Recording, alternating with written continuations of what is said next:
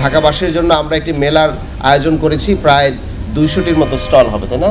200টির মতো স্টল হয়েছে। আপনারা এই যে আমার সামনেই দেখতে পাবেন, চায়না বাংলাদেশ কনফারেন্স সেন্টারের সামনে আমরা একটি মেলা আয়োজন করেছি। যুব উন্নয়ন অধিদপ্তরের সহায়তায় আমরা এই মেলাতে নানা ধরনের পণ্য সামগ্রী, খাবার, চটপটি, এই সকল কিছু থাকবে।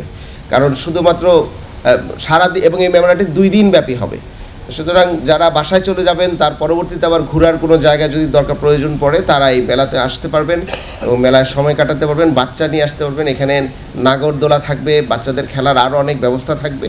তো সুতরাং পুরো আয়োজনটি আমরা শুধুমাত্র পুরুষকে কেন্দ্র করে করিনি, শুধুমাত্র নারীকে কেন্দ্র করে করিনি। আমরা পুরো পরিবার নিয়ে যেন এই শহরের মধ্যে নির্বিঘ্নে এই আন্দোলনে, এই আনন্দের মধ্যে অংশগ্রহণ করতে পারে সবাই, সেই ব্যবস্থা আমরা করেছি। এবং তার সাথে আমরা নিরাপত্তাটাকে খুবই প্রাধান্য দিয়েছি। বিভিন্ন স্তরের নিরাপত্তা থাকবে এখানের মধ্যে, কোনো ধরনের নিউসেন্স যেন না করা হয় সেদিকে। এই ঈদে জামা জুতো অ্যাক্সেসরিজের ডিসকাউন্ট, কড়া নজরদারি পুলিশ, ডিএমপি এবং অন্যান্য যারা নিরাপত্তা বাহিনী আছেন তারা এটাকে দেখাশোনা করবেন।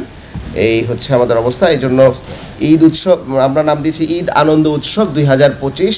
ঈদের নামাজ থাকবে আমাদের, ঈদ আনন্দ মিছিল, সাংস্কৃতিক অনুষ্ঠান, আপ্যায়ন এবং ঈদ মেলা। এই 5টি জিনিস আমরা আমাদের পক্ষ থেকে, ডিএনসিসির পক্ষ থেকে আপনাদের জন্য করেছি এবং আপনাদের সকলকে আমরা দাওয়াত দিচ্ছি। আপনারা আসবেন এবং এসে এই পুরো বাংলাদেশের যে সবচেয়ে পুরাতন যে ঐতিহ্য এবং ঢাকার যে 400 বছরের পুরাতন যে ঐতিহ্য, সেটাকে আমরা ফিরিয়ে এনেছি।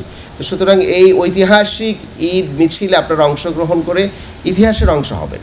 কারণ এই ইতিহাস লেখা হবে যে ডিএনসিসির পক্ষ থেকে এই উদ্যোগটি নেওয়া হয়েছে এবং আজ থেকে 50 বছর, 100 বছর পরে যখন আমাদের পরবর্তী জেনারেশন যখন কথা বলবে, আপনারা আপনাদের বাচ্চাদের সাথে, পরিবারের সাথে এই অভিজ্ঞতাটি বলতে পারবেন যে আমরা কিন্তু এই ঈদ মিছিলে, প্রথম ঈদ মিছিলে আমরা শরিক হয়েছিলাম।